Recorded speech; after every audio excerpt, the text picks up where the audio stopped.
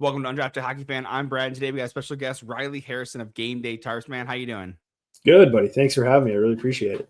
Not a problem, not a problem, man. We were here to talk about little wings, little lightning, and because that's Atlantic is it's a gauntlet, man. I mean, I just saw a stat that Buffalo in their last 23 games is 19-3-1, which is their Mhm. best 23 game streak in franchise history. So everyone's all. I mean, I've counted Buffalo out the whole time, right? And so you're seeing them just like quickly. I go through the rankings. I mean, it's crazy. Again, Lightning 8-1-1 in our last 10. Like Red Wings 7-2-1 in our last 10. Like it's just the top of the Atlantic is just a bruiser. And so that's kind of what we're going to talk about. A little bit of that, a little bit of Red Wings prospects, and we kind of talk about Lightning, what they're going to plan on doing. So if you haven't already, go check out Game Day Tarps on YouTube and Twitter. You guys do live show Yeah, on it goes Twitter. live to Twitter. Yeah, yeah, and YouTube for sure. And then obviously, Yep. like you are, we're on Okay. all 11. the listening apps. Yeah. You're 11-2, right? I think Eastern. I think what's when's your show go from? Yeah, we haven't even done it lately. Lucky enough, two of our guys actually got a job. One's working in the WHL, and then one got a job out east. He's working with hockey. He's doing like broadcasting. So we're in shambles with our schedule. But in the summer, I'm sure we'll get the live going again, and hopefully, Yeah. 11-2. But it's dead right now. We can't even get it going. Everyone's so busy. That's all right, man. I that's a good thing, right? Like that's the Mhm. goal is that you guys doing. You guys are making waves in hockey, and you guys like again. That's okay. Like if the show's got to drop a little bit, that's okay. They're making impacts in hockey, which is what we all want to do. It's what a lot of people are listening. They're like they want to stay tuned to hockey, or like we're doing this podcast, right? It's exciting, right? It's just like we're staying engaged in the game and everything, and helping to grow it in any way we can. So Exactly. but definitely go check out Ryley and Game Me Tarps. I know you guys are still active on Twitter. I was letting you guys know you guys still posting stuff, so you guys Oh just yeah, for sure. Yeah. keep it up and everything. So anyways, let's talk a little bit Red Wings Lightning. So I think some people were surprised with the Red Wings on their playoff berth, or I guess I don't want to say it yet. It's not there yet, but Their it's eventual coming. playoff berth. I'll say Okay, it for I you. can't say They're most it likely yet. going to get there. It's looking really good. I think Money Puck had it at like 85%, like 90 somewhere around there, making the playoffs. Yeah. But until I see it, until March rolls through, I'm not believing it. Like I can't do it. Like I just physically Yep. can't. Mind you, when I was born, the Red Wings were in their first year in the playoffs. That 26-year playoff streak. So and just dropped right off. So like and in 2016. So I'm just kind of like been waiting through this and everything. So it's very exciting. It's terrifying. And I'm just like I mean, you guys are. I mean, you're kind of used to it. You're used to seeing all your assets go, and I'm not Yeah, used to seeing. exactly. I'm not used to seeing prospects go. We haven't traded like a big prospect. We've traded like one first round pick for Alex DeBrincat, but overall, like they've kept a lot of these assets. So, I guess we'll start with the Red Wings again. You're looking at the Red Wings from the outside in. Let's start. Yep. Did you do a ranking before, or did you have an idea where you thought they were going to finish in the standings? At the beginning of the year, I thought they were going to be outside. Okay. And most of that was based on last year's performance and my failure to believe in Gibson, Talbot, etc. Right? Like Yeah. my failure to believe in what Yzerman had in front of him, that this team was going to go anywhere. Of course, we didn't know how Pellikka, Edvinson, Finney, now Danielson's been up. They had Branzig Nygaard up. Yep. We didn't know that those 5-6 guys were going to be huge additions to this roster come the start of the year. Just basing it on last year's team, it was a little iffy. But I think obviously they're doing great. They're surpassing any expectation I had. I would have had them above Buffalo and Ottawa probably for like sixth, maybe probably Boston too, because it looked like Boston was going down. Yeah. But yeah, I would have them like fifth or sixth. Yeah. Again, just so close to the playoffs, but not quite there. But I love what they're doing this year. Of course, I'm a huge Yzerman fan. I mean, he literally turned Tampa Bay around. So Yep. I always have that little heart for the Red Wings. And then you guys had Derek Lalonde. Didn't work out, but you had him. Like I like everything the Red Wings are doing right now. I mean, it's Yzerman too, right? It's like hating on. I mean, you can hate Sidney Crosby. I think once he moves up, once he is out of the league, you'll be like, man, Sidney Crosby, like I even as a Red Wings fan, and he broke our heart, right? You know, in 2009, like I still am like, man, that guy's a dog. He's just so good, and it's so hard to it's just hard to hate him, and I'm like, still do, you know, like, but it is still hard to hate him because he's just so good and everything, and the talent and everything. So, so I actually had them making the playoffs in fifth, as the second wild card spot. I didn't think the Metropolitan had it. I was right. They're not doing that great. Like the third divisional spot is the Islanders with 61 points. That would put them in sixth in the Atlantic, right? And even the Senators right now, who are eighth in the Atlantic, would be like be in a, I'm pretty sure they'd be a wild card spot. Yeah, they'd be just close to a wild card spot in the West. Just shows you what a gauntlet the Atlantic is. It's awesome, it's exciting, but it just shows you the power of these divisional games and how much of an impact they make, because it changes standings so quickly. And we talk a lot about like the 4-point jump, right? You know, if my team beats your team, it's not only that you don't get 2 points, but we get the 2 points, right? So it feels like a 4-point jump and everything. I love the 4-point jump. It's such a great statistic, because it is, like you said, you are taking away 2 points from a divisional rival and you're getting 2 points. It's such a great stat nowadays to count, because it matters. And seeing in the Atlantic, it matters more than ever right now to beat the Atlantic if you're in it, because like, you know, you were mentioning like Tampa Bay and stuff. Like, I just watched them go on a 15-game point streak where they lost one game in shootout. I guess, sorry, they're still on the point streak. They did lose. They lost to Columbus in regulation. And we're 1 point ahead of the Red Wings. Yeah. We're 5 points ahead of the Buffalo Sabres, also the Canadiens and the Bruins. Like, that's insane. It is right. Like, if Colorado did that, which they've done, what are they? They're 9 points ahead of the Wild, who have had a fantastic year. Yeah. So, and if you look at the Pacific, like the Avalanche are 16 points ahead of the Golden Knights, who are first in their division. Like, it just shows you like the dominance, one of the dominance of the Eastern Conference, and I think, and the toughness of going through. And even the Bruins, by the way, who are in the fifth spot in the Atlantic, they still have 65 points. Like, they're still in contention too. Like, Panthers 59 points. If they get, you know, if Barkov comes back, they could fight really quickly. Like, it just shows, like, even the Maple Leafs aren't fully out of it. Like, 57 points. Like, it's still a dogfight, and that's it is exciting. But again, I mean, it's terrifying. So, and again, I'm afraid, like, Yzerman is going to be like, hey, let's do a first round pick. Again, if he does a rental this year, like, a rental, you can send out a second round pick or lower. I'm okay for a rental. This is not for at least for the Red Wings, in my opinion, and I'll get yours as well. It's not a time to go, especially for how strong the Atlantic is. It's not time to go fully all in. Like you mentioned before, like, they just had like several rookies like that were up for a while, Danielson and then Brentwick Nygaard. They both got set down. You're seeing Finney just really make the team and really start. He was playing on that top line for a long time.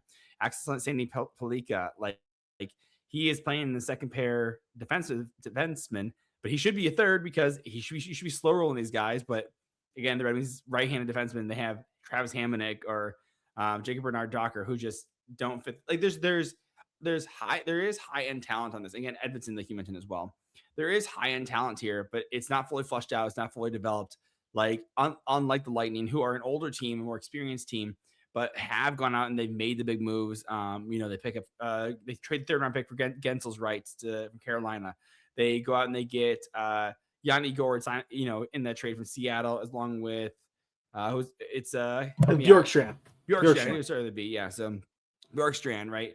Of course, there's the Brandon Hagel trade where they send 2 first round picks out. Like, you guys are used to seeing these huge trades, and again, I still hold these first round picks. They're like, they could be something, right? You know, and it's terrifying. So it's a good anxious feeling, but yeah, I mean, looking at the Red Wings, I mean, again, like you said, you had them on the playoff spot.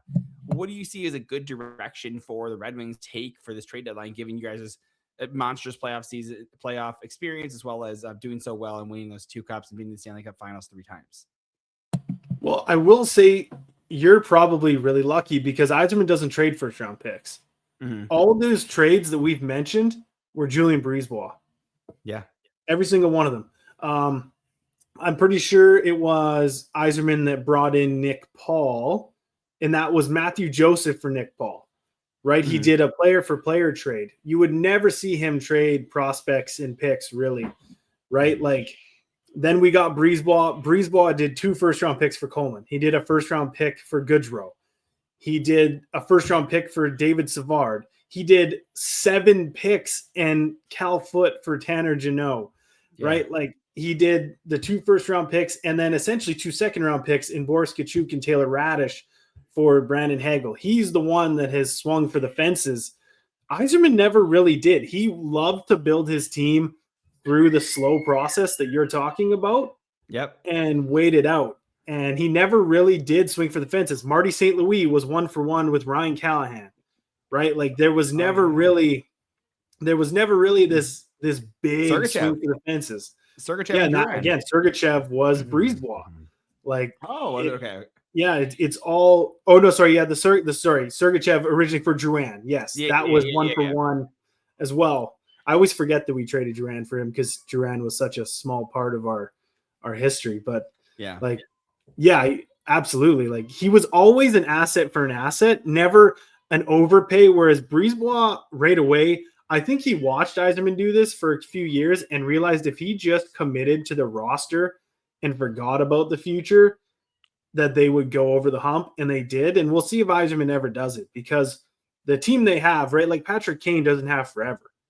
No. Are you going to choose to try and win with Patty Kane, or are you going to choose to just be competitive with Patty Kane? Same with DeBrincat. You know, DeBrincat's almost 30 now. Mm-hmm. He's no longer the 26-year-old 30-plus goal scorer. Yeah. So, yes, you have these awesome young stars that we talked about, but you don't have Gavin McKenna. You don't have Bedard. You don't have Celebrini, right? Like, you're missing out on a few of these top prospects that get you over the hump. You don't have a Datsuk. You don't have a Zetterberg right now. Yeah. You kind of have maybe your Nick Lidstrom and Edvinson, right? Like, I think he could become that. You have your Sandin-Pellikka, who probably wins a Norris at some point in his career, because I think he's that good. Yeah. But yeah, like Danielson. Sider's in Norris conversation right now. Cider already. I'm forgetting about Cider. Yeah, he's probably a finalist. I mean, it's him, Quinn Hughes, and Cam McCarr, right? Like, I mean, any one of those. I mean, Cider, in my opinion, is the 4th there, but it's, his defensive metrics and everything. But he's up there as well, right? I agree. Exactly.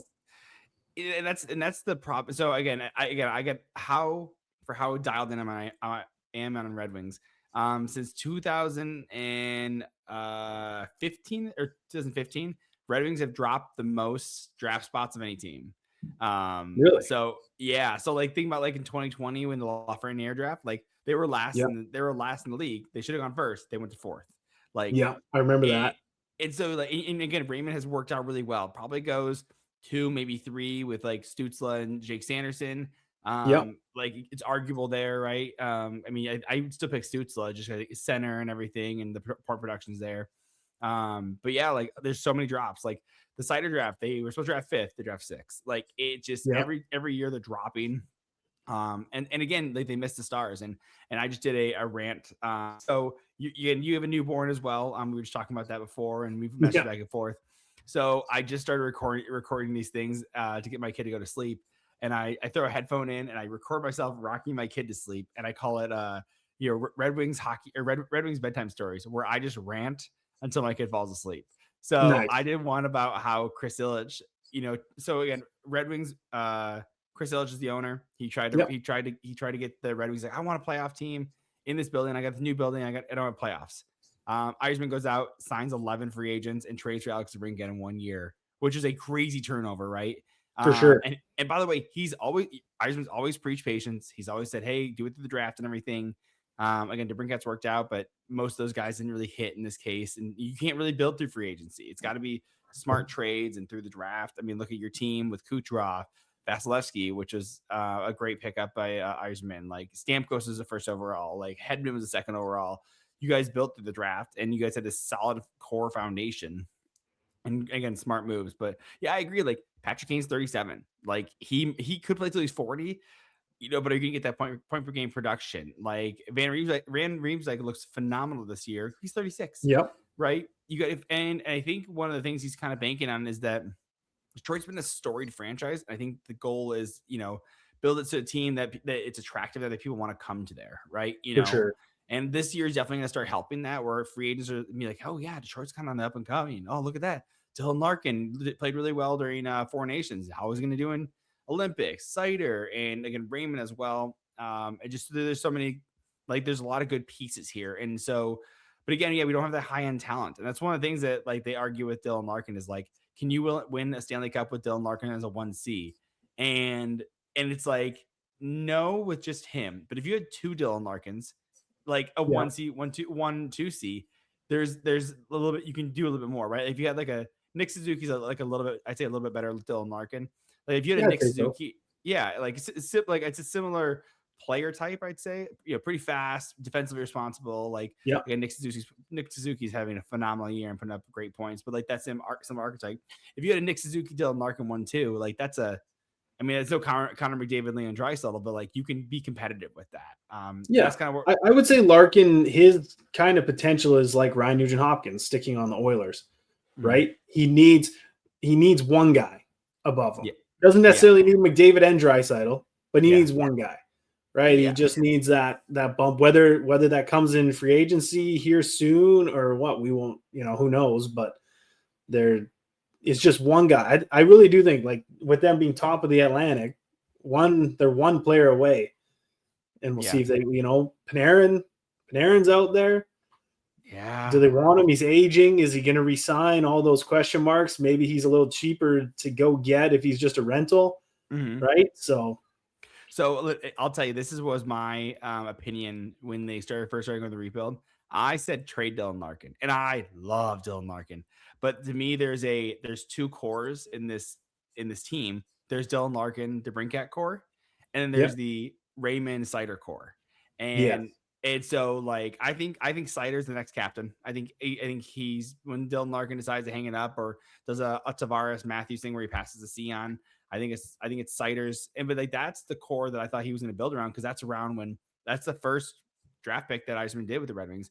So like I always thought it was going to be around that core. Again, you need a leader, and Dylan Larkin has done phenomenally. He's on a great contract. Like he is a great locker room. He walks the walk. And so, but yeah, it's like, when are you going to be a playoff contender or playoff team is one thing. Stanley Cup contenders are completely different, right? And you can be a playoff contender for a couple of years, but when you come a Stanley Cup, is Dylan Larkin be 32, 33, and what does that production look like? And so those are the questions that I've been talking with people in the on the podcast, and as well as on Twitter and everything. It's just what's a realistic Stanley Cup contention window, right? And so we'll have to, again, we've seen all these rookies. I'm excited to see more rookies. Hopefully they continue to grow and they build that wave and everything. So let's take a quick break and we'll talk about your Lightning and kind of what they're looking for the trade deadline. So we'll right after this DraftKings ad, we'll talk about Lightning.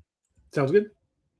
The jaw-dropping moments that make hockey, hockey. Experience them all with DraftKings Sportsbook, an official sports betting partner of the NHL. Missouri listeners, listen up. DraftKings Sportsbook is now live in the Show Me State. New customers, this one's for you. Bet just $5, and if your bet wins, you'll get $200 in bonus bets instantly.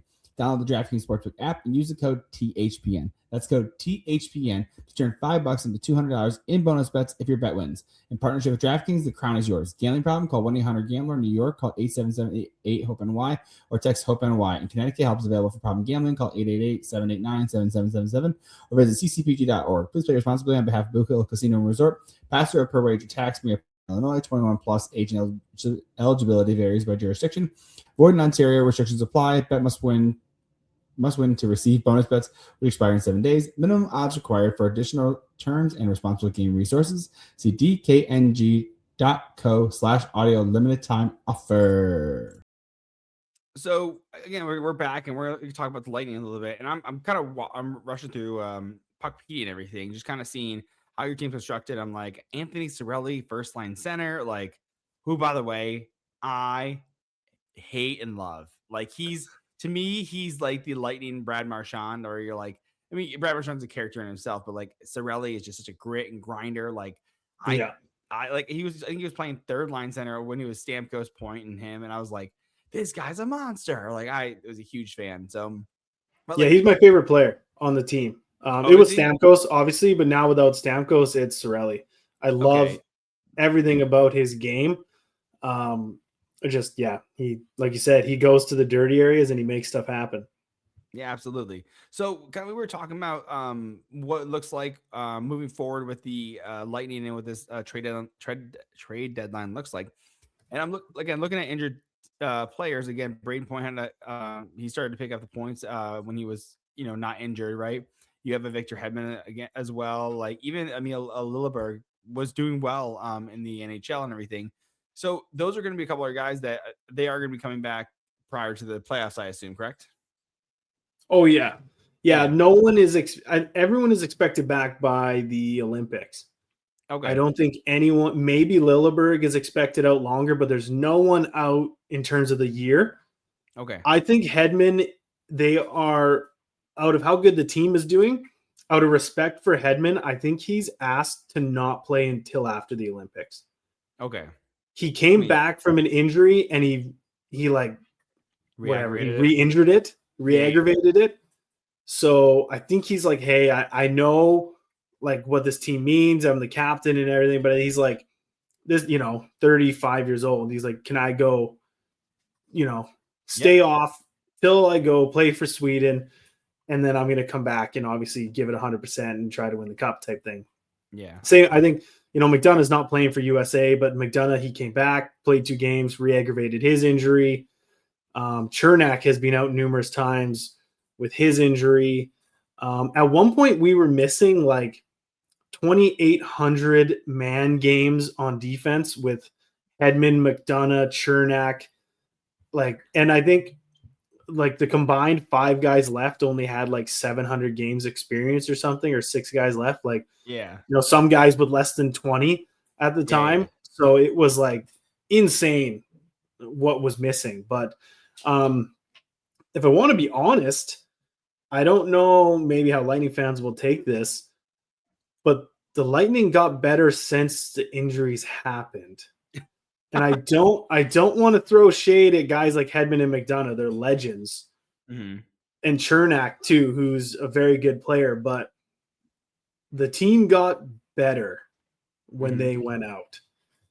And I don't know why. And I don't want to blame those players necessarily, but how did we get better defensively without our 3 best defensemen? That doesn't make sense. How are we winning more games than we had when we had our 3 best defensemen? Right? Like, I'm not trying to throw shade because I love those guys. I mean, obviously you put Hedman back in, you put McDonough back in, you put Chernak back in, and the other guys sit. Like, that's just the way it is. But we'll see if the team flips. If they start playing worse, obviously those guys aren't going to be put back in the press box, but I don't know how Tampa fixes it if they go back. Like, they're slower. They're slower with those 3 in the lineup versus the guys that are playing now.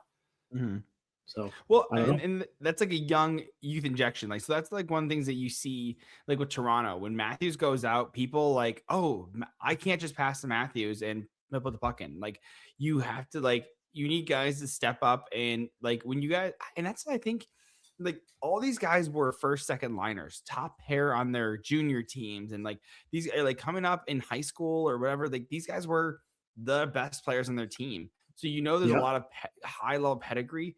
And I think when you play guys that are, 8 to 10 minutes in a night, like they're it's in like a defensive role or something like that. They're like, let me rip, like, let me put the pour gas on this, And again, you got to consider like your guys' pro scouting is just, phenomenal. So one of the Twitter followers, Let's Go Red Wings prospects, was talking about Dominic James. He was like, man, I hope Wings can pick up Dominic James. He looked so good and everything. And at Minnesota Duluth, he had 30 points in 35 games last year. Like he's a solid, absolute good player, like almost a point per game.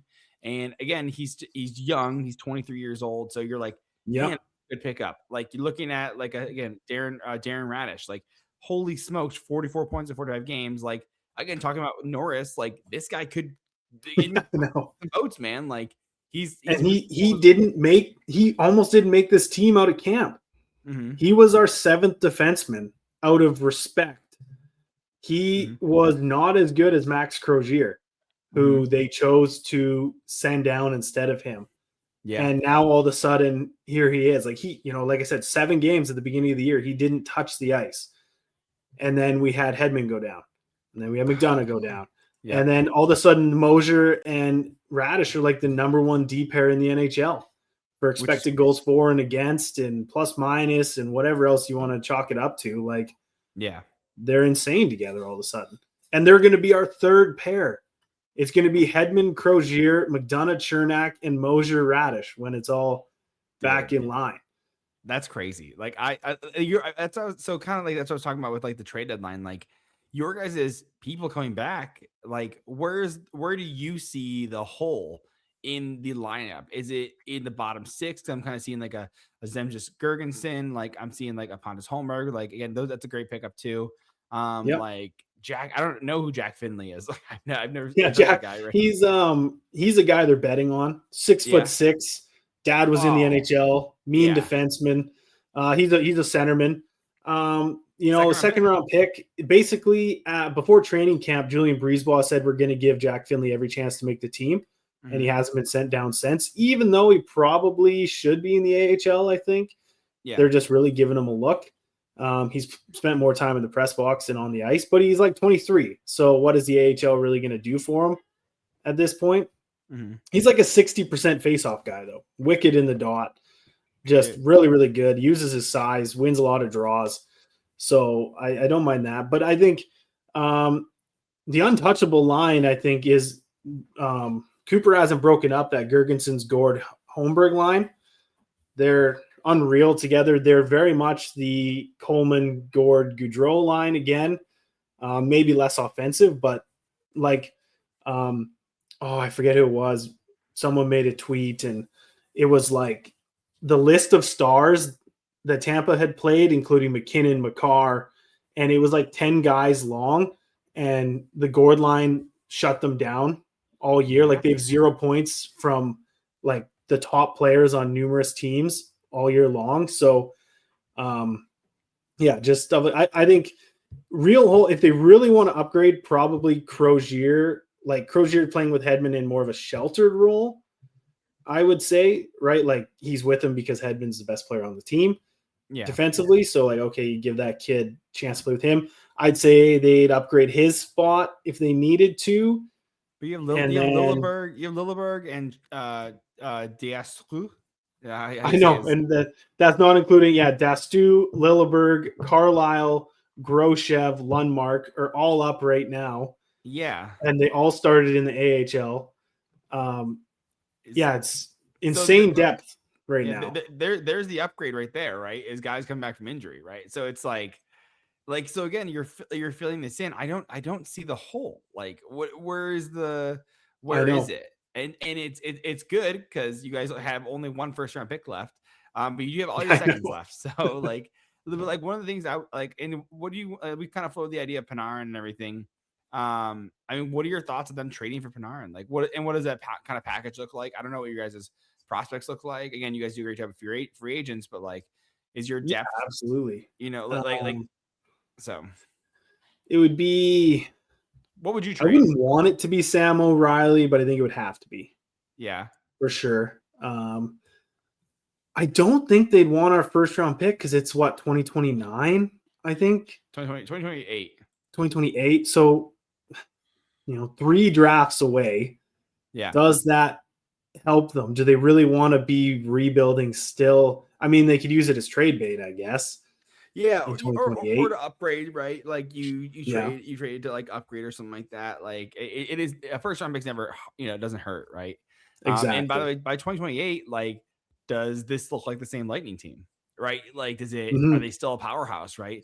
In 2028, you have McDonough, who is, if he resigns, 38, 39 years old. You have a Hedman who's 37, 38. Like, so does it look like the same? Like maybe it's a bet for the long term type thing. And so again, I think something like, because that's the thing is I could see Panarin like re-signing with you guys. Like he wants to be part of contender.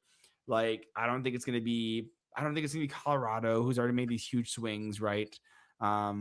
Like that's kind of where a big one that I'm thinking, especially with the class of trade pieces. Like Yeah. Like, who I would like you trade Minnesota.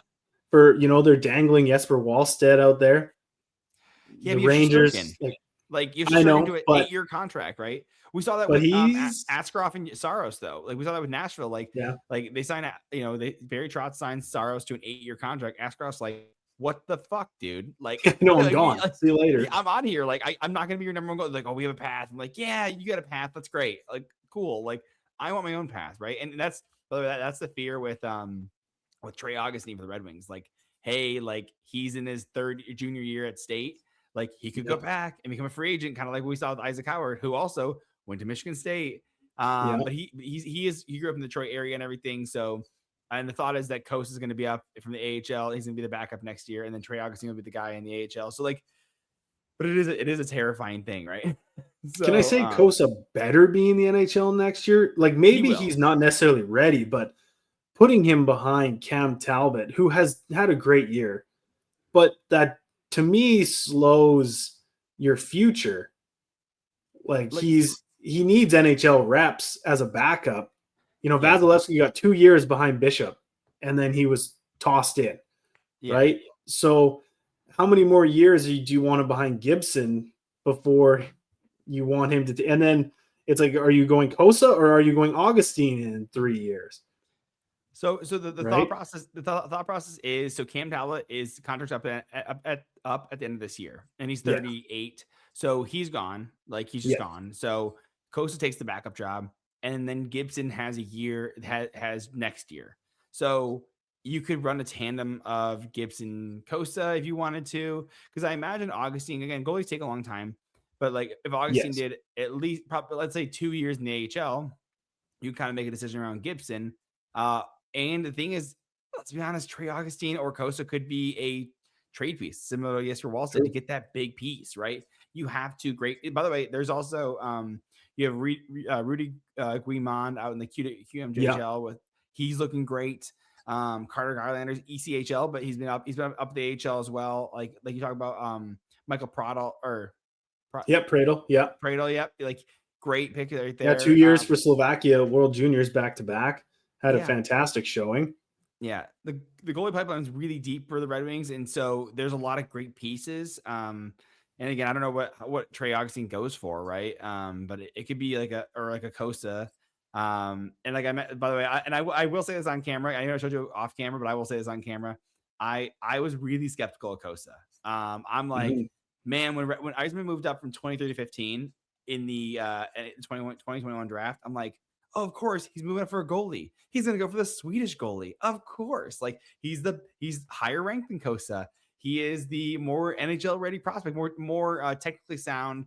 Whereas Cossa is kind of like a boomer bust because he's 6'6". He could be the Vasilevsky. He could not, And so, and again, Red Wings have been burned a little bit in the WHL when they got Michael Rasmussen 9th overall. Now he's like a third line center. Like it's like, you don't want that for your 9th overall, right? And so true. And by the way, I met Cossa. He's phenomenal. He's so tall. He's a great kid. Got a lot of swagger, and he's doing phenomenal down in a hot Grand Rapids team. For sure. And again, I've come around, but I'll admit my mistake. I'm like, man, I was skeptical. Nate Danielson, I was also skeptical again, WHL, but again, that's my bias because Red Wings have been so like into Swedish. They've hit on so many good Swedish players. I mean, Sider played in the SHL. Casper, Edvinson, Raymond, Michael Brendan, all these guys. Pellikka, Sandin-Pellikka, right? All played in the SHL. I'm like, you're gonna go for the SHL guy. Like that just makes so much sense, right? And Wallstedt looks phenomenal too, and that's also I'm a little salty too. Like he looks great in the NHL right now. And You're the only one who's done that though, because in 2012, I was 16, so not really knowing too much outside of the CHL. There was a goaltender named Malcolm Subban, brother of PK. All this hype. He was the number 1 ranked goalie, and Yzerman at 19th overall all of a sudden picked this random Russian kid, and I was chapped. I was like, what the heck, man? Subban was right there. Obviously not upset about it at all today, looking at how Subban has been a career minor leaguer, and Vasilevsky is going to be in the Hall of Fame probably when it's all said and done. So, Like, not probably first ballot. Yeah, that's he's true. First ballot. Yeah. Yeah. And you know how they got Vasilevsky, right?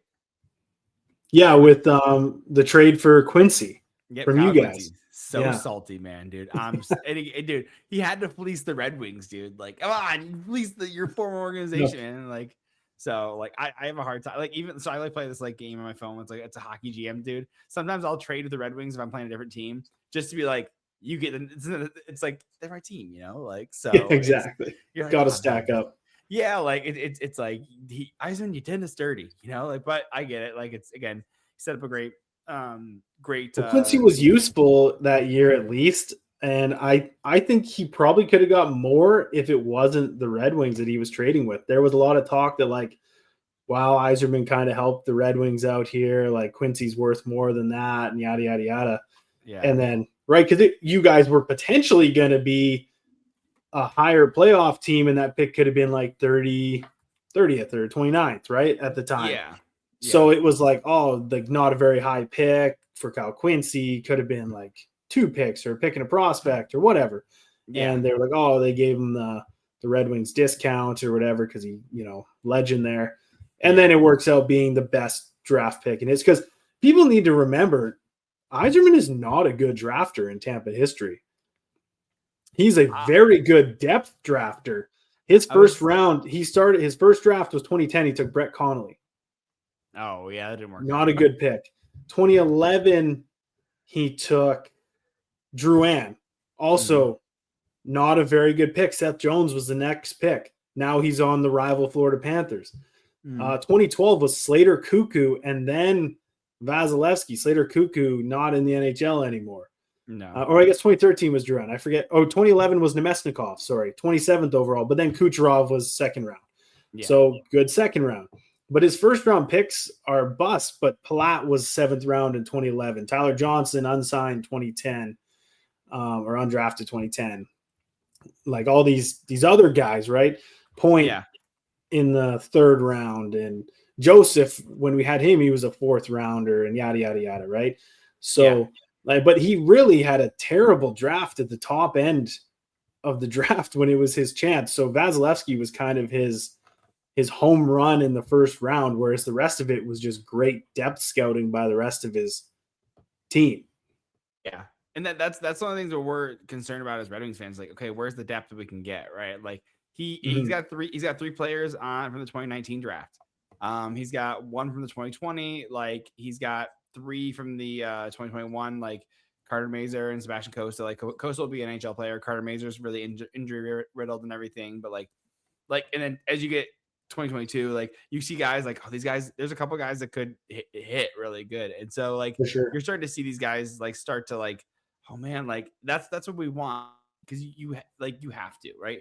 And the thing is, Holland left him with cupboards bare, but like you hit, of course, hitting Dylan Larkin, you got Bertuzzi and Hronek. But like Evgeny Svechnikov didn't hit on that one. Like Dennis Cholowski didn't hit on that one. Like Rasmussen, again, player, but not really much.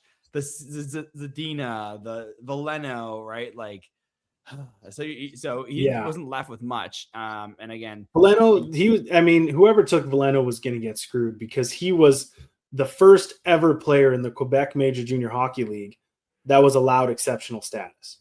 Oh, right. Yeah. His potential was skyrocketed as a 14-year-old. They're like, okay, you're going to be the first ever 15-year-old to play in Quebec League. Yeah. And he did good.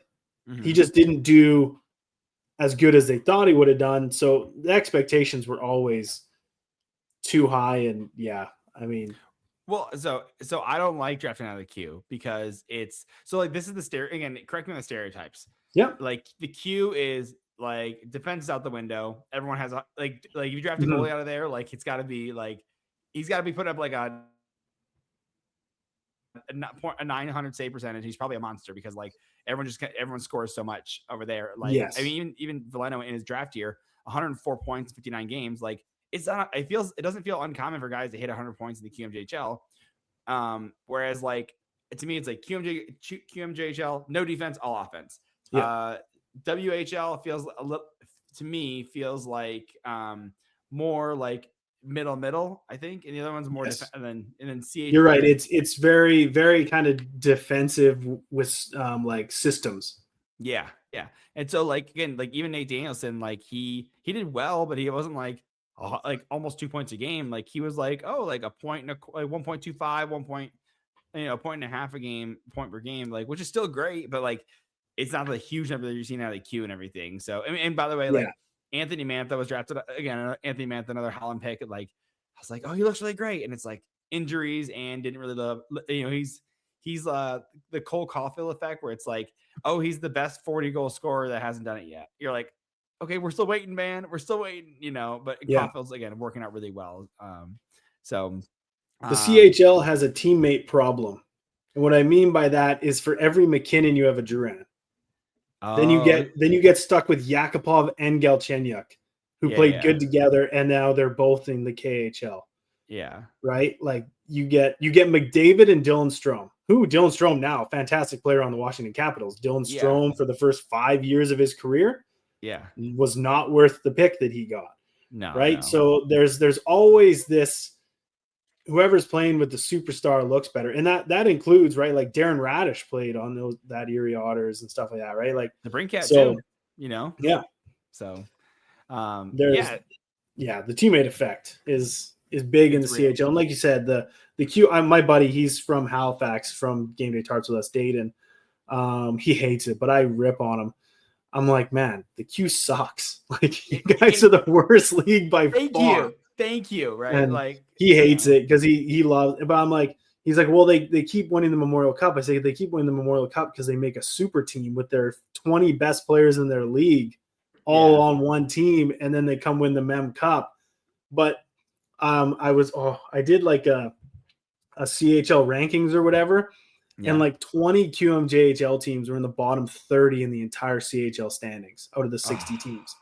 20 of them, and they only have like 22 teams or something. Like it's brutal how bad the bottom half of that league is, which, for your point, Pad, the stat nights happen when you're on the big dogs. So I agree. Yeah. Well, and that's kind of where I think it's a cool league. I think these type of, like, it's great that all these young you have all these like these rosters that just kind of like can really like dominate, but it's like you don't get a proper analysis of the talent, and that's where I'm like, okay, I'm skeptical of the Q. Like, just skeptical. So but kind of I want to ducktail into a couple more prospects. And then you listed a couple prior to us recording. So one that I'm concerned with is like a Carter Bear. Like I don't know how much you watch of him, but like he's kind of taking a step back from last year's production. He did come off an Achilles injury. So there's that and everything. But looking at a guy like him, what do you see in him? Because to me, like, I see a third line winger, and at 13th overall, I don't really know. I don't want that production. I need a top 6 guy. And again, he plays kind of rough and tumble. I see him as like kind of like a little bit more defensively responsible Bertuzzi, like a little more gets in the dirty areas, will hit you and everything. But I don't know. What are your thoughts on Carter Bear? Let's start there. Randomly, the player that comes to mind comparison-wise for me is Marco Rossi. Okay. Where it's Marco Rossi could, on a good night, be your best winger, and on a bad night, he could be a good third-line winger, right? The size will determine all, but there's one thing that I will say is Carter Bear's motor never stops. That's one thing that he's got on his side. Is you can't turn that kid off. He goes and goes and goes and goes. And I'll say, contrary to Nate Danielson, who's more skill, less motor. Whereas Bear, like I'm more worried about Nate Danielson turning out than I am about Carter Bear. Dude, I thought 9th overall was crazy for him. Like I was like, I thought and that's one of the talks that we talked about, or I've talked about before. If you had drafted Axel Sandin-Pellikka at 9th and Nate Danielson at 17th, that would make more sense than that the fact they were drafted other way around. And again, WHL kid, skeptical. Like and Nate Danielson was talked about as having a ceiling of like a under Dylan Larkin, but like still a defensive responsible guy. But again, like Nate Danielson, I'm nervous. So talk about Nate Danielson. Help again. You're not helping me quell my my concerns, but like talk about him a little bit more. Yeah, well, I mean, okay, to help some of it, to me personally, being out west, maybe it's a little biased, but the WHL is the best development league to get you to pro. Okay. So if you talk about the QMJHL, they have a fighting ban. If you even fight, you're gone for that game and you get at least a 1 or 2 game suspension. Following a second fight in the season, you're gone for like 5+ games. Wow. So total fight ban in the Q. The OHL has started to adopt this. You get 1 fight, you're gone for the game. You get a second fight, you get a game. A third fight, you get 5 games. Okay. So WHL has none of that. WHL is a 5-minute fighting major, get back on the ice, no suspensions. I think unless it's like above 10 fights, you get like 2 games or something. Like it's still very much NHL, AHL preparation style hockey.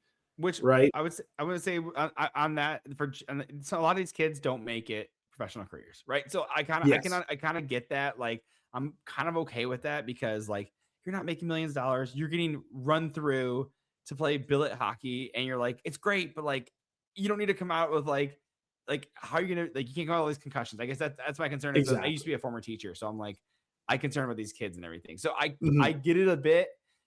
But again, like you're saying, you got to develop guys into NHL players. But sorry, continue on. I wanted to get that out real quick. Yeah, no, but I agree. Like it's not necessarily the right thing, but it's the way the NHL is still played. Yeah. To this day, Ryan Reeves is still out there. If you take off Macklin Celebrini's head, Ryan Reeves is coming over the boards. Yeah, that's what is happening. So the fact that the QMJHL shelters these guys and people wonder why they're 26 years old when they make their NHL debuts, it's like, well, yeah, there's more rules around hitting. There's more rules around fighting. The physicality is gone. And then you play the Winnipeg Jets and 6'5" Adam Lowry's running you through the boards. Like, how are you prepared for that?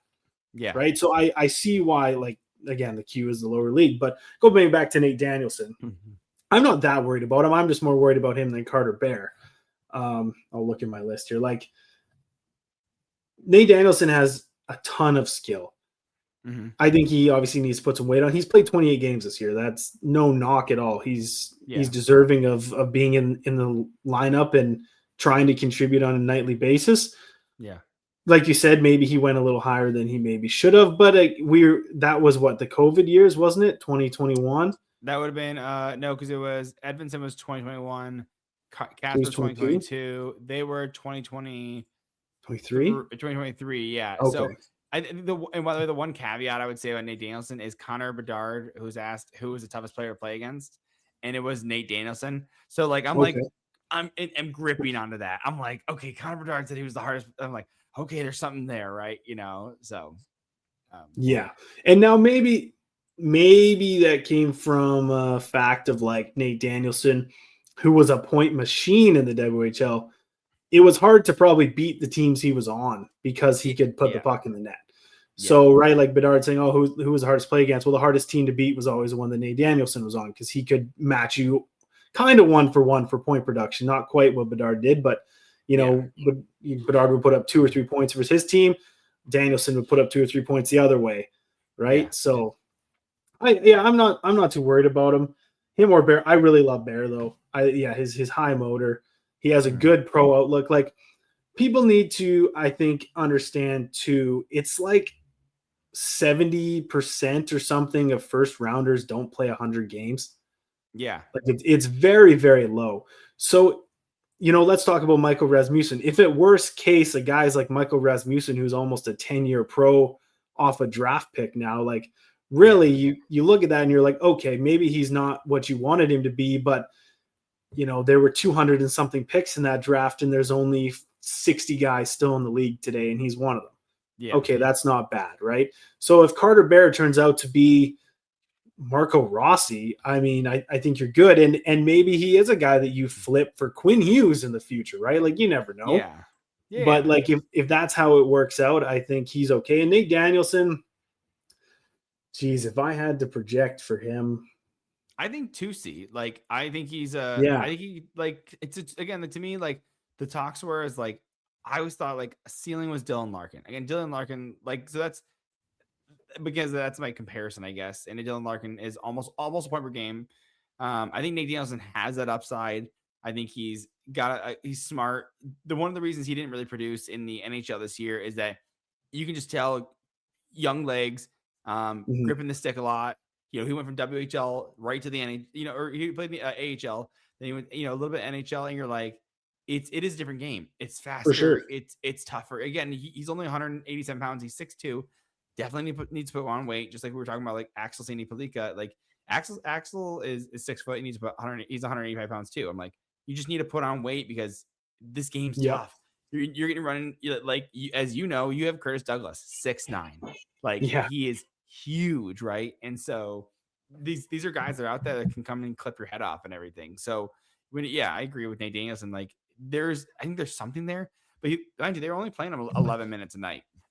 So you're seeing like a third, and I think kind of like we were talking about with the Lightning, there's some guys that are playing these bottom six roles. Like they don't thrive in that role because it's more defensive responsible. Maybe it's, you're putting them in defensive zone a lot of time. Like you elevate these guys up into a top six role, some really thrive. Right. And that's kind of my hope is I'm like, okay, hopefully they can thrive in this role. Like give them a lot of extra responsibility and guys will step up to it. But I think good. If I had to pick a pro comp for Nate Danielson, because somehow this is a very high and low pro comp at the same time, and I don't mean to stay on the Canucks, but it's like Elias Pettersson. I wouldn't hate that. Like 100-point guy on his best year, and then all of a sudden he's a 60-point guy on his worst year, right? Like, there's no in between, for him, but it's like a really, really good ceiling. And a lot of people being in Vancouver, on the coast, not in Vancouver, but he's ragged on so much, right? People forget he lost a kid this year. They forget how hard the media is on him. He's just a kid from Sweden who's not used to it. And I think that the Vancouver lost a kid. This year. I thought it was Darlene. They both did this year. Oh, Darlene's wife had the heart condition caused by the baby. Yeah. And then Pettersson lost a kid too, they announced. So, I mean, they've all got stuff going on, and I think people chalk it up too much. Like, everyone's mad at Pettersson's dollar amount, and it's like, well, come on. Like, his agent got him that. He didn't do it, and the Canucks were willing to pay it, so don't be mad at the kid.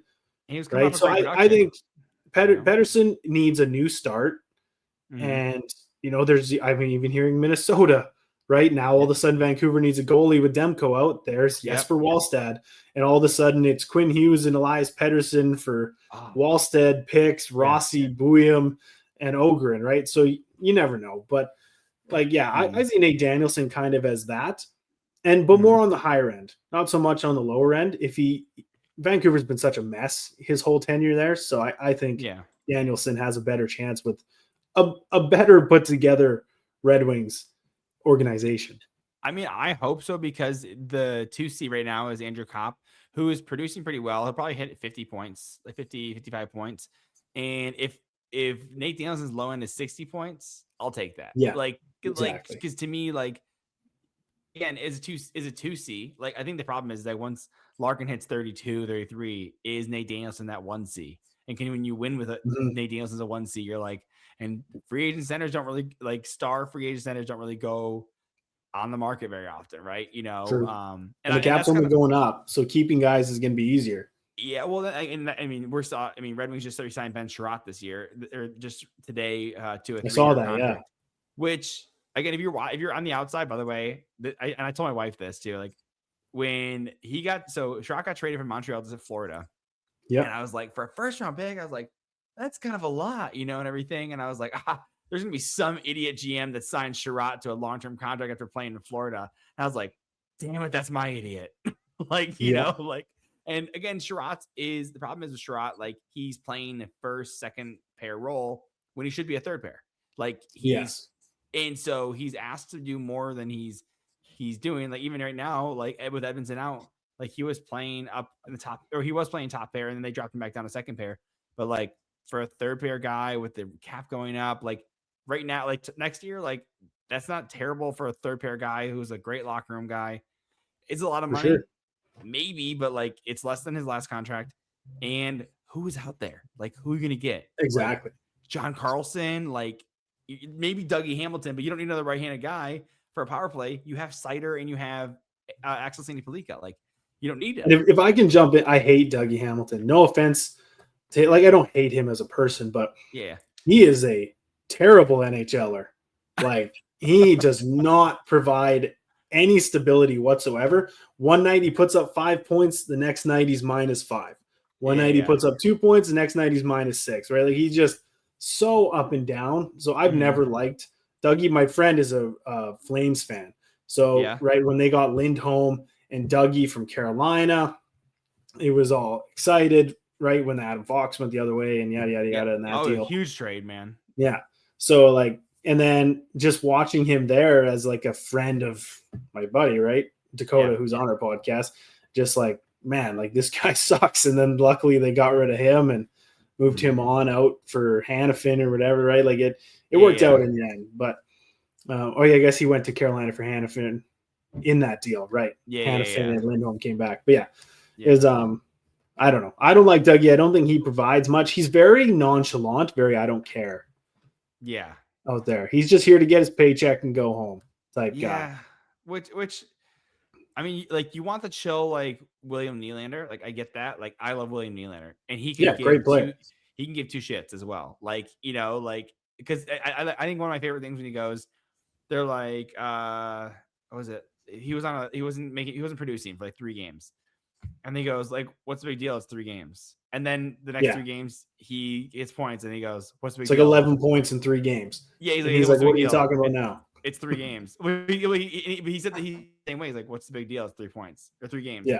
And it's like, oh, like he really doesn't like, and I love that energy, like that. So you need it for sure. But you do. Great Kucherov, like, too. Kucherov is just, meh. Yep.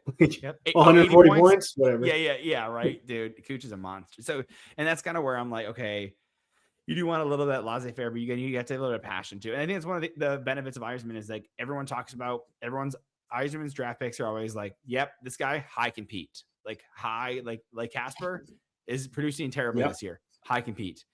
Cider, high compete. Bear, high, like, workhorses. And that's what you like to see. Just because you can always bet on a guy who's going to give it his all, right? Which is kind of crazy that he drafted JT Miller. Or he traded for JT Miller, and I'm like, I know. And you know what? I'll tell you this story. 2019 playoffs, right? The year that we got swept by Columbus. Yeah. I watched, and JT Miller was useless. He couldn't get up for the game. He can do anything. And I was pumped when we made the trade. McDonough, Miller, what a deal, right? Miller ended up okay. He got like 40 points that year or whatever, right? And then I was like, one player needs to go because the cap came down. One player had to go. I was like, it better be JT Miller. It better be him.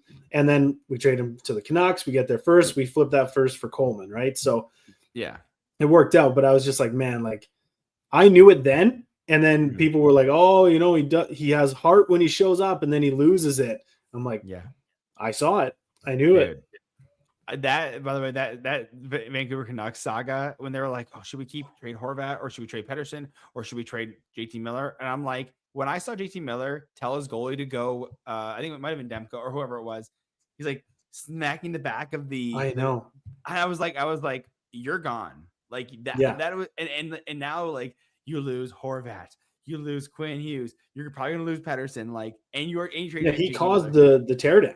That's what I'm saying. Like, and again, Quinn Hughes, kind of like a quiet guy. Pettersson, kind of a quiet guy. Horvat's not really a loud, boisterous guy. And you have JT, like, you know, one doesn't match, right? You know, and so, but again, very Evander Kane like, right? Yeah, just disturbing. And I think the only reason Evander Kane's been quiet was because he was playing alongside McDavid. Obviously, now he's in Vancouver and probably getting traded to what sounds like Dallas, but we'll see what happens because Dallas has a lot of personalities. Seguin, Ben. Yeah. So we'll see if that's a clash there. Who was it that, I think it was Jumbo Joe. Someone got traded to San Jose. And it was Kane. It was Kane because Kane was kind of flashy. Yes. He came, and then Jumbo Joe picked him up from the airport and kind of gave him like a, hey, what's up? Like, hey, this is how we do things. Kind of, and Jumbo Joe is like the coolest guy, right? But absolutely, like that's leadership, right? When you're Vander Kane and you are the veteran, like, you have, like, it's hard to listen. And McDavid's not really like a bully people around either kind of guy. Like, he's a, kind of a quiet. I mean, you see the documentary, but I don't think he's like a yelly all the time. No, that was elimination game in the Stanley Cup final with your dreams hanging by a thread. Like, yeah, that's totally different. But I agree with you. Like, and the thing about McDavid is, what are you going to say when Connor McDavid's working harder than everyone else, right? How can you rag on it, right? If JT Miller's on that team, how could JT Miller rag on anyone when McDavid outworks everyone and is the best player in the league type thing, right? So, yeah, I think that helps too. Like you said, he's a quiet leader, but it's undeniable leadership just with that he works harder than everyone else. Like Kucherov, to me, from the outside looking in, should never have an assistant captaincy. Yeah. Right? He took 3 days off after they lost in the Stanley Cup, after they lost in the first round last year. And then he started workouts the whole summer. So I'm like, oh, his nonchalant attitude, right? But every single guy says he's the hardest worker on the team. So, okay, he gets a letter. That makes sense. Yeah. Right? Like it's the same type of thing, even though he's no Connor McDavid in terms of kind of how he carries himself. But he still works hard. Oh yeah, no. Again, it doesn't take anything away from his skill, but like there needs to be a heart, and that's for me. Like as a player, like I need heart. Like Miller quits. Yeah, well, that's it. And then so like there's Dan Cleary is like the example on the Red Wings from back in the day. Like love Dan. Perpetual, bottom sixer, right?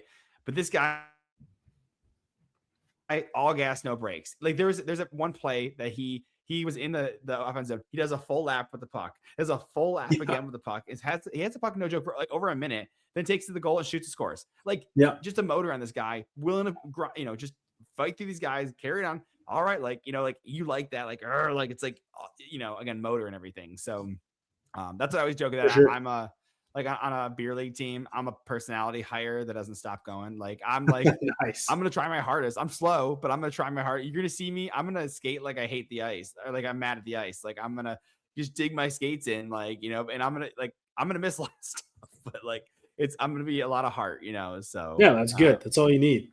Yeah, exactly. So anyway, so like I mean, this has been a great conversation. Is there any other any quick hits on Red Wings prospects that then we didn't touch on that maybe you want to highlight? I mean, Max Plante leading the NCAA in goals and points. Yeah. Now that doesn't always lead to NHL success. I think the NCAA is the hardest league to determine success, which is why I think, just quick side note, why people are all of a sudden saying Stenberg is ahead of McKenna. I just was mentioning how hard the WHL is, and McKenna was putting up unreal numbers.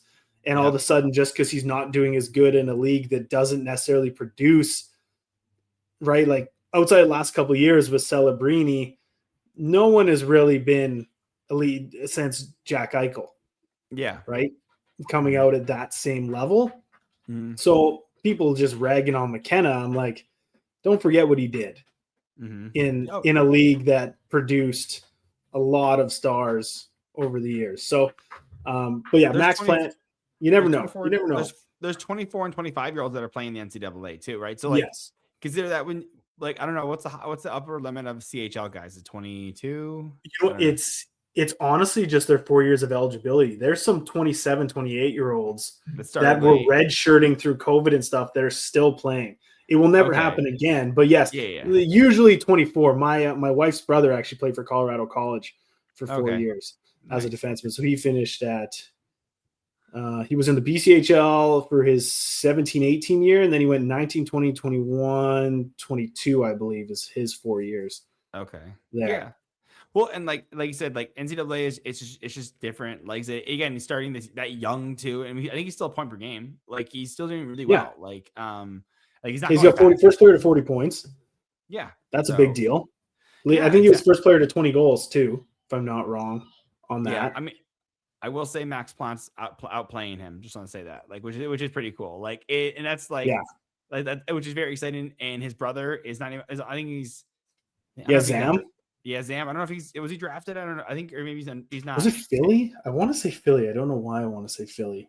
I mean, I'll check here because like that's like I'm like, man, the brothers would be so cool. Pittsburgh, fifth round, dude. 35 points in 26 games, man. Dude, Kyle Dubas, dude, he is like talk about the coldest seat in the NHL, dude. This guy is Ben Kindle this year. Ben Kindle this year were like 15th overall or whatever, like in the teens. Yep, makes a team. Like that's amazing. That's awesome. So yeah, Brunick last year was 42nd. Yeah, made the team this year. There's so much stuff like that. Like it's so cool. So Max Plante, of course. Any other ones you want to hit on real quick?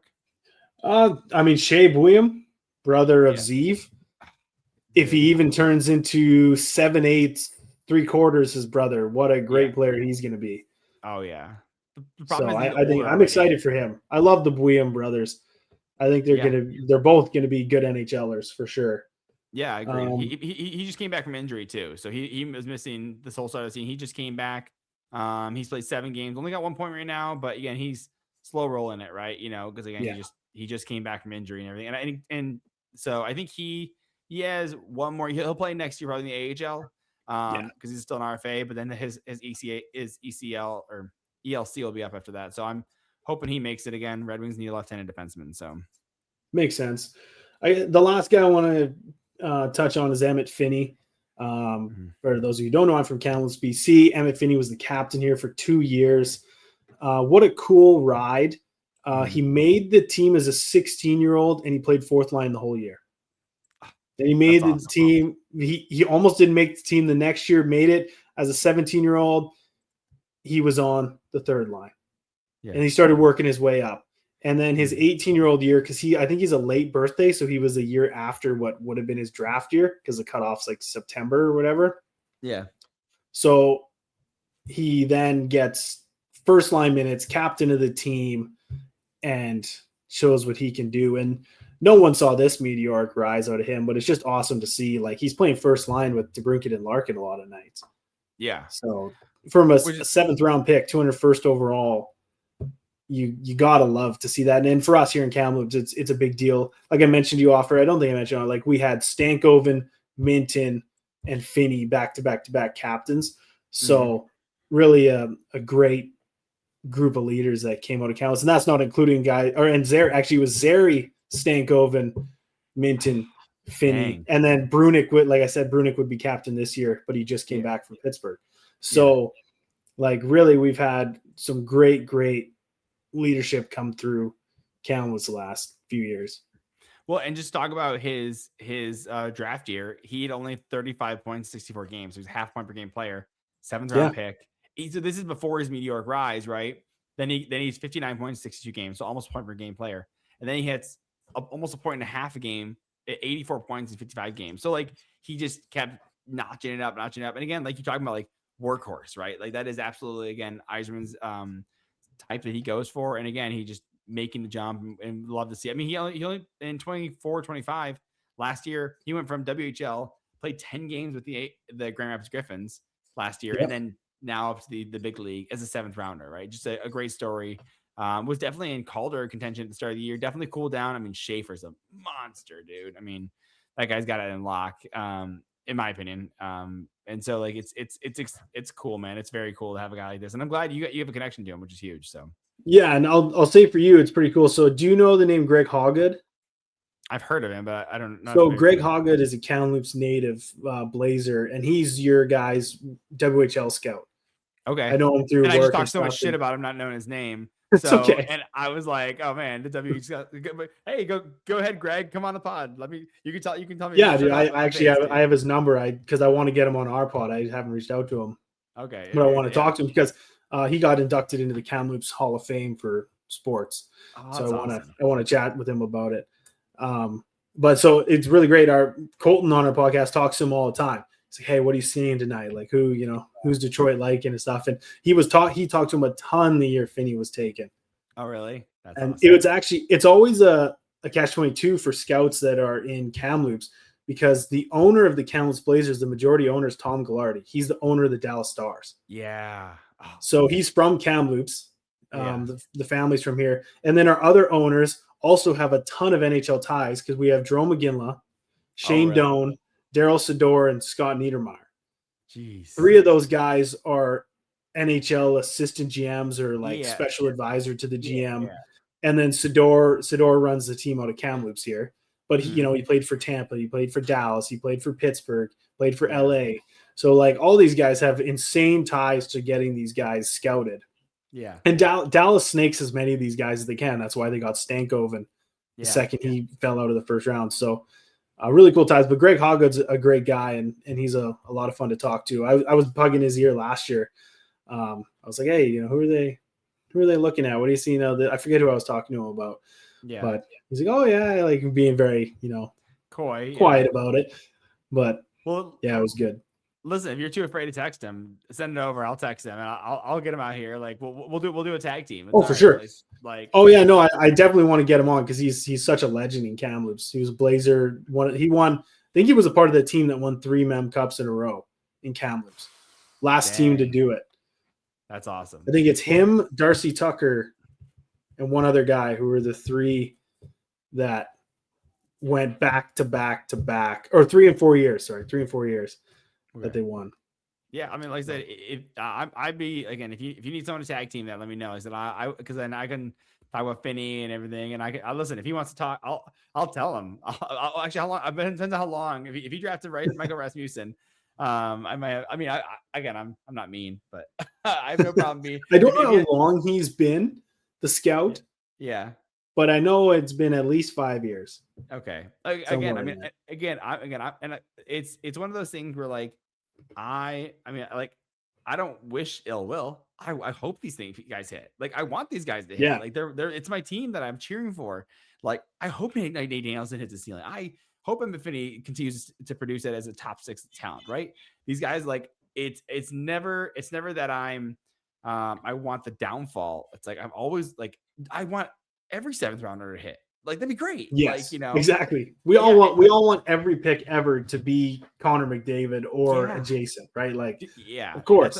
Or like, not even that thing is like, or a depth guy. Like, you're just like, you just want something because you make all these picks and you're like, man, like, hope these guys hit. Like, I'm looking at Grand Rapids and I'm like, looking at the guys. I'm like, some of these guys just aren't going to make it, or they're going to be trade fodder, or like, I know there's some guys that are going to graduate next year, and I know they're going to be either part of a trade because they're like, they don't have room for them, or they're just not, the talent's not there, right? And so, and by the way, as I say that, Donovan Sabrango was traded in the DeBrincat trade, went to Senators, got waived, is now playing for the Florida Panthers. I'm like, I know, man, poor guy, dude. Like, Red Wings prospect's gonna make win the Stanley Cup, dude. I'm like, that mother. They're like, but again, it's like I said, it's super cool. So again, you want everything to hit. So my mindset with drafting was, in my opinion, again, as a not GM, is your first rounder should hit. A draft considered successful if you have a first round pick and someone else hits. Like, you get 2 NHLers out of it. Like, that's a successful draft. And again, that's what we're seeing with Yzerman. 2019's got guys. 2020, we're still waiting. There's some guys like Buchelnikov who are gonna out of the KHL. Like, he should be coming over next year. Like, there's a couple of guys like we're starting to see. So it's so cool. It's so exciting. Like, so we're gonna have a ton of fun, man. I'm so excited. So actually, I got one more thing too, that just by you saying Grand Rapids, I totally forgot. So you guys had, out of the 2014 draft, unsigned free agent draft pick Joe Hicketts. Yeah. Yes. So he's born May 4th. I'm born May 5th, 1996. No, our moms met in the hospital. Like, we kind of lived in separate parts of town, so didn't really grow up together, but always followed his career and stuff. Great guy. And then, it was really cool because he just played captain there at the Spangler. Yeah, I was saying the winter for Canada. Mm-hmm. And he's captain in the Ontario Reign now. I always felt like Yzerman did him dirty, signed him right away before any team could. He was the first camp he went to, and then never really gave him a shot. I mean, he's 5'8" defenseman, but hits like a brick shithouse. Like, he's a nail gun. So I got getting to watch him growing up. So there's always that fun Detroit connection. Like, obviously he won the Calder with Grand Rapids the first year he was there as a rookie, and like all that. So I mean, that was the Bertuzzi was there, right? Like, there's like a couple of like guys that are there. Like, man, Anthony Mantha was on that team for a hot second. So no, and by the way, I have a guy that I've known since 3 years old. He is Ronnie Attard. He was drafted by the Flyers in the 3rd round. Yes. 2018.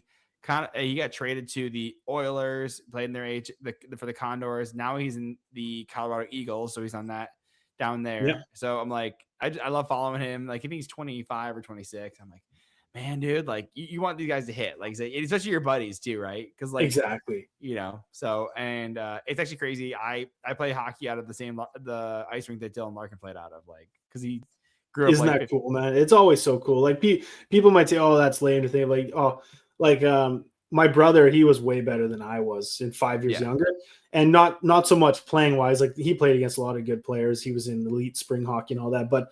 We went to one of his tournaments in Edmonton, and Walter Gretzky was there. I got to meet Walter Gretzky, like one of the coolest experiences. And Joe Sakic was reportedly there. Yeah. And no one ever really saw him. And then Todd Bertuzzi's kid was playing, and Todd was there. Nice. One of the most jerks I've ever met in my life, by the way. Oh, really? Yeah. Went up to him with a little kid to sign his stick, and he said, "Fuck off." $20. Like, he just said, get out of here. It was like, come on. I was like, I think the kid was 4. Like, I didn't go with like a 16-year-old, because I was only like 12 or something. But like, I was like, I didn't know what to do. I was like, I used to have like a Todd Bertuzzi shirt, because like as a kid, right? Canucks and everything. Yeah. And it was like, he's being a jerk in the stands. Like, dude, that's a bummer, dude. I didn't even ask for an autograph. I asked if the kid could get an autograph. Yeah. Like he probably wasn't even listening, and that's just like, Well, that's also like my brother played against Connor Hellebuyck, so he had a game. Oh, that's sweet. Like, he's a defenseman, so he got a shot on him, but of course, Connor, he played well, to say the least. So yeah, that's very cool. Yeah.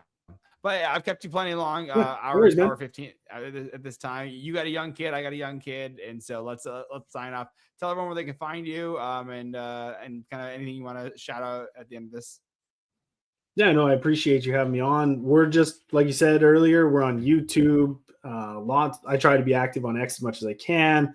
Instagram a little bit. We're not so active there, but lots of stuff, like you said, Apple Podcasts, Spotify. Anywhere else that you listen.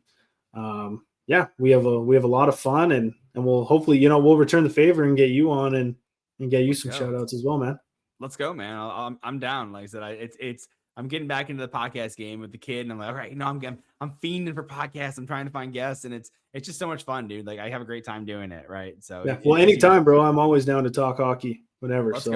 Let's go, man. So, actually, I got to reach out to Dayton. He needs help with some of my thumbnails like that. So I'm terrible. That's why I don't do Instagram really. Cause I'm like, I'm terrible at this. So, and it's hard to produce podcasts and everything. So yeah. But, it is. Yeah. He's a whiz, man. He brought us up to another level, because he went to the Toronto Media Arts School. Yeah. And like went with like TSN broadcasters and stuff for like the teachers there and whatnot. So he's a whiz. And, and I learned a lot from him for sure, because I know nothing about technology really, and he's all about it.